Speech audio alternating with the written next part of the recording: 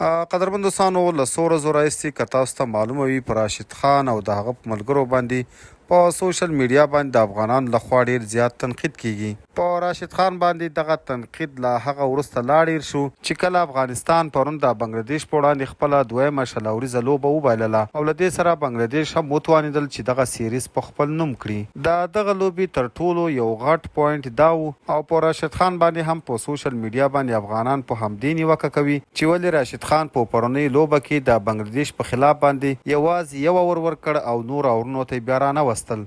په هغه ځکه چې د عبدالله مزي ضرورت وو د هغه پر ځای ورو توپ اچونکي استعمال کړل چې اخر یې نتیجه هم ورنه کړه او افغانستان بالاخره دغه لوبه وبایلله. همداسې راشد خان په خپلو خبرو کې ویلي چې ما سره ورو توپ اچونکي ډیر وو نو ځکه مې ونه شوی کړل چې عبدالله احمدزي باندې مې ټول اورونه کړي وای. چې د راشد خان دغه خبره هم په سوشل میډیا باندې د افغانانو لخوا رد شوې ده. ورته ویلي دي چې دا هیڅ سنس او بهانه نه جوړیږي که تا سره څومره هم سپین بالران وای تا باید هرومرو عبدالله احمدزي ته خپل څلور اورونه ورپره کړي وای ځکه هغه ځای د سپینرانو نه و په کوم ځای کې چې تا سپینران ولوبول. ملګرو اوس د راشد خان په اړه په سوشل میډیا دا خبر هم چلیږي چې هغه ویلي چې زه د افغانستان د ملي ټیم د لوبډلمشري څخه استعفا ورکوم.